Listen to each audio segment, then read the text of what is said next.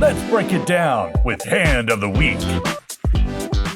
Welcome to Hand of the Week, where Patrick, our resident fish, and I dive into listener-submitted hands. Each week, we tackle everything from questionable bluffs to hero calls and the hands that make you scratch your head. Whether you're looking for strategy tips or just want to see if you'd played it any better, we've got you covered. Patrick, how's it going? I'm good, my man. How are you? I'm good. How about poker? Yeah, we've got a Hand of the Week this week sent in by Monty Daniel, and he's actually sent a Hand of the Week in before, so welcome back to the show, Monty. I love it. Monty is playing a $100 bounty tournament. The blinds are 2,000, 4,000 with a 4,000 ante. Villain in the big blind has about 171,000 in chips. We are in the small blind, and we have about 75,000 in chips. It folds to us, and we have the 3 of hearts, 2 of hearts.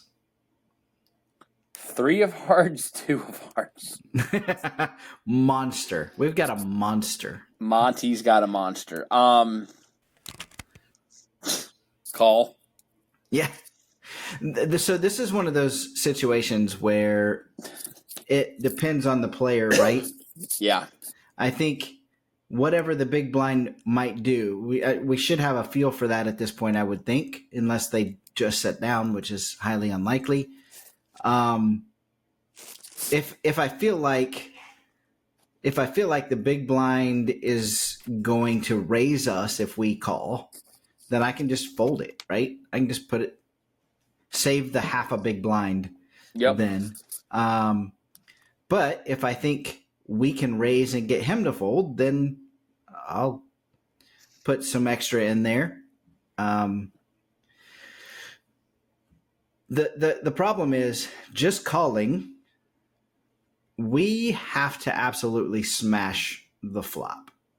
Like, even if we hit a 2 or a 3, there's overcards. There's going to be overcards out there that our opponent can have, the villain can have, because we didn't raise or anything. So we would have to be careful if we just call, which I think I'm still leaning. That's where I want to go. Yeah. I'm not sure that they would fold to our aggression. They've got us covered in chips. So I don't know that it's worth the risk. So I'll just call and see what happens. Monty also limps in, and he says, I saw him play complete air earlier, pushing people off hands with ace high. He's being pretty aggressive because he has everyone covered and enough left behind. So I'm just willing to see a flop with this. Yeah, it's understandable. I've said that one too many times in my very short novice career. I just want to see a flop. Yeah. And then I donate chips. But, look, you've got runners at 2-3, suited up with hearts. The only problem, and I was going to bring this up, is obviously you gauging on the players. You got to read on them at some point here, and obviously Monty's got a great read on this guy. With suited 2-3, if 4-5, ace comes out, or 4-5, king or something like that, and you start the progression of, okay, hey, we've got a draw, or hearts come out and you've got a draw. Right. You might as well just stick a massive card on your head that says, I have a straight draw, or I've got a heart draw. So without betting there, you do have that possibility, but just keep that in mind. Yeah, and I would say that it's an interesting thought process that he gave all of that information and then said, that's why I'm going to call, because I feel like that could be a reason to just fold it. He's being super aggressive, trying to push people around. And so if we just call, that could be a reason for him to raise, and then we have to fold, and we wasted half a big blind. Yeah. It's not a ton. It's a half a big blind, but still, we're deep enough in the tournament. We don't have enough chips to really just waste them. So that could be a reason to fold. But it turns out that our villain just checks as well. Okay. So it worked out. That worked out very well. And that means the pot is 14,000. Okay. And the flop is the Queen of Hearts, 6 of Spades, 5 of Diamonds. That was very similar to what you just said. This is exactly what I was thinking. I'm like, all right, well, where's my draw on this? Well, how lucky are we feeling with the fours? Queen of Hearts, 6 of Spades, 5 of Diamonds. Yeah. How you like them apples? Well, I don't know because, yes, we have a draw. We have the straight draw, right? We need a 4 to complete our draw. But they can have anything here, right? So literally anything, unless they're sitting on the other 2-3. They've got us beat. So I don't really want to go crazy. I could make a case for trying to take it down here, and if we don't get them to fold, we still have the gutter. Yeah. And even I think you've got some backdoor stuff. You've got the one heart out there. So, but even if the hearts come, do you feel good about deuce 3 of hearts? If I make a bet though, it would have to be at least 7,000, right? So yeah, I had half pot at least in my head. I had 7 to 8 in my head. And that leaves but us, I really just the check is there. That's really what I think that's true because if we bet, then that leaves us with like 65,000 behind. Yeah. If we put 7 in, and then we still have 2 streets, so it gets kind of scary. So I think a check is good. It looks like Monty agrees. He checks as well. Okay, good. He says we have a backdoor to a flush, a draw on the straight, and then he says, I should bet, but decide against it, and the villain checks behind. So we all checked. There's still 14,000 in the pot. And the turn is the 4 of clubs.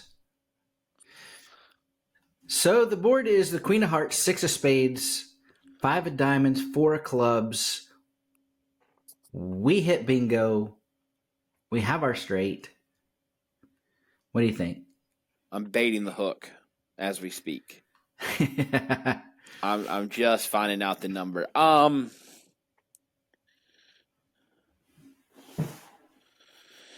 I have 2 thought processes, Joe. Okay. First is, do we put a small bet out here and start the action?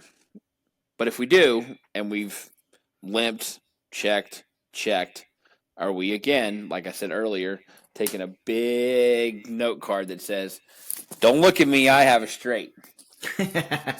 Or do we just keep checking? And then we try to, quote, buy the pot later and sucker him in then. That's what I'm leaning towards. That's what I'm doing. Checks are good. Okay. You tell me how wrong or how right I am. No, I'm not about wrong or right. I'm just thinking about it from a standpoint of, yes, we have a straight. 8-7 would also beat us. Correct. 7-3 would beat us, right? Yeah, if someone is, I don't want to use any ill adjectives, but who's playing 7-3? They're in the big blind. They were already they in are this the hand. Big blind. All right, you're right. And we've checked ever since. Okay. All right. You're not as crazy as I thought. I don't necessarily think that that's what they have, and those are the only 2 hands I think that would beat us at this point. Yeah.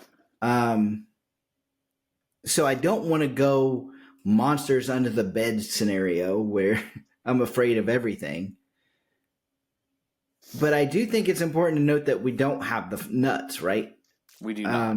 Correct. So I want to put a bet in, but I don't want to go nuts. I probably put in that 7K that we talked about on the previous street. Okay. Let's see. Monty actually goes full pot. He puts in 14,000. And he says the straight connects, so I fire a pot-sized bet. I'm guessing he has an ace X kind of hand. I would be very curious, Monty, to know why you are putting them on an ace there. They were in the big blind. We didn't raise, so they could literally have any two cards here. So I'm not sure why ace anything is what they're thinking. But the villain calls the 14,000, which is interesting. Very. So now the pot is 42,000. And the river is the 3 of clubs, making the board Queen of Hearts, 6 of spades, 5 of diamonds, 4 of clubs, 3 of clubs. Could it have run out any worse? No, not even in the slightest. Yeah,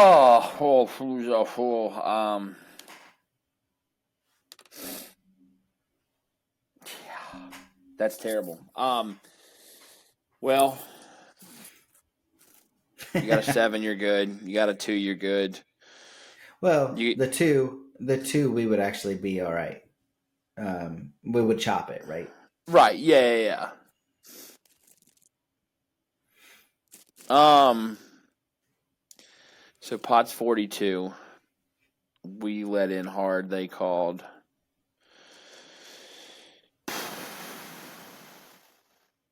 I think you check.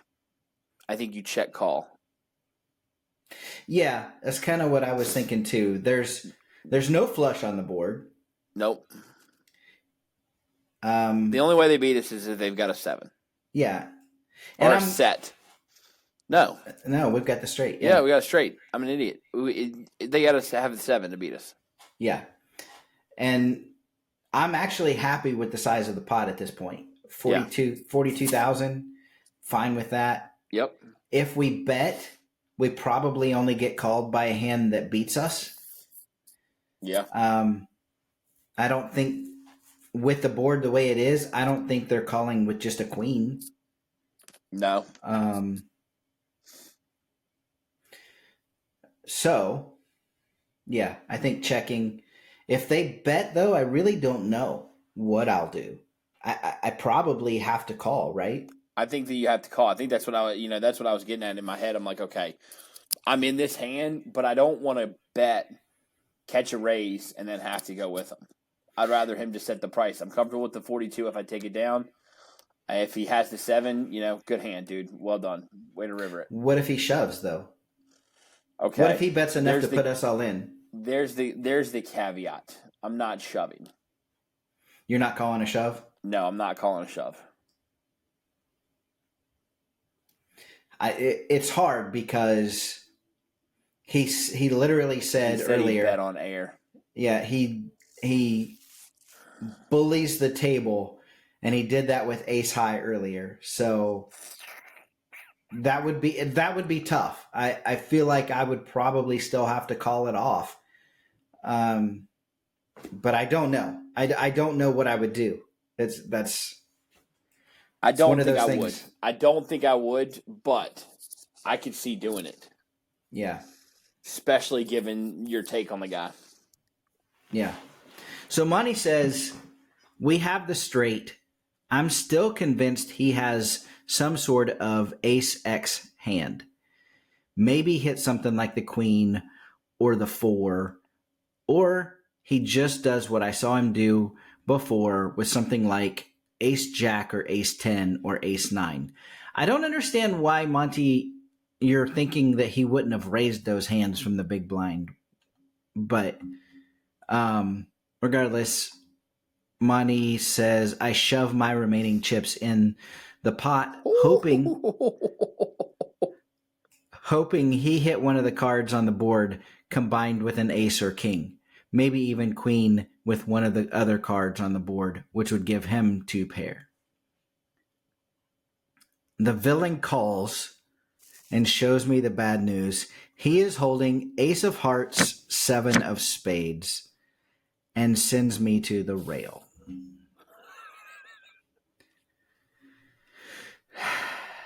He says, is there anything I could have done different other than folding pre-flop?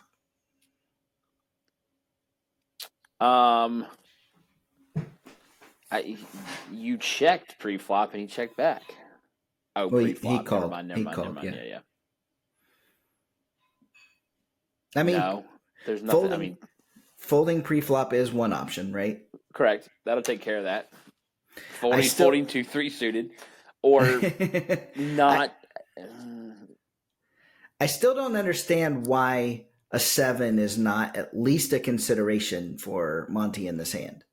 Yeah, especially when he calls your bet, your pot-sized bet, on the turn. Yeah. I mean, yeah. Yeah, I mean, don't get me wrong. I probably still lose all of my chips here because I probably still make the call on the river if he shoves, which he probably would have done. But maybe not. Maybe I look at that as, he could have a 7 here. I just feel like the idea of him having a 7 has to at least enter your mind. Yeah, after the 4 shows up. I mean, that's ultimately what it comes down to. When the 4 shows up, you've got to have that as a thought process. Yeah. Yeah. I don't understand why that's not a thought. And at that point, if you check the river, yeah, which I think we both agree was the right play there. If you check the river, then I think you just really kind of hope that you can get some kind of a live read on them that can allow you to feel comfortable folding the hand. But I think the bigger issue here is just this fixation. And he did have an ace. He's not wrong about him having an ace. Yeah, that was a great call, Monty. I didn't have that necessarily thought process. I mean, I think when the 4 ultimately, your options were the kind of call it threefold is fold pre-flop, could have for sure. When the 4 comes out, you've got to throw it in as a realm of possibility that he's calling your pot size bet because the 7's a possibility. Yeah. And then maybe in that situation, just, if he's going to blow, you said he bet on air. So I don't know that necessarily would have changed Monty's mind, though, in the moment, because if we check there and he comes and shoves, we're sitting there on the straight. We're not thinking the 7's there, and, we're gauging this guy as, playing a lot of stupid hands with ace high, and you've got him covered significantly. You may be making that bet anyway. You may be making that call anyway. So right, and that's what I say. I probably go broke also, but maybe a different way. But maybe not, because I'm definitely considering the fact that an ace is a possibility. I mean, a 7 is a possibility. Because he can have any combination. He's in the big blind, and we didn't raise. He can have any combination of a 7. He could have 7-3. Yep. 7. He could have 7 deuce. Like it. Any combination of a 7 there. But they also could have 2 pair hands, like Monty mentioned. I just feel like some of the ace hands that he mentioned, he would have raised us pre-flop with, but he did end up having a 7. But I just feel like, if he had something like ace queen, ace jack, ace 10, ace 9 that he mentioned, then I think he's raising those pre-flop. But which means he has less of those kind of bluffs in his hand and more of the 7s in his hand. But that's us thinking about it after the hand. In the moment, I probably still lose all my chips. Yep. So that was a tough one. Yeah, I appreciate you sending that in, Monty. It is a tough one, but we appreciate you sending that in. And if anyone else has a hand of the week that they would like to know how Patrick and I would play it, send it to podcast@anteupmagazine.com and send those in, because we're starting to get a little low. Usually I have a big bank of them. That bank's starting to get a little low. So send those in. And Patrick, let's do it again next week. I'll be here. Count me in, my friend.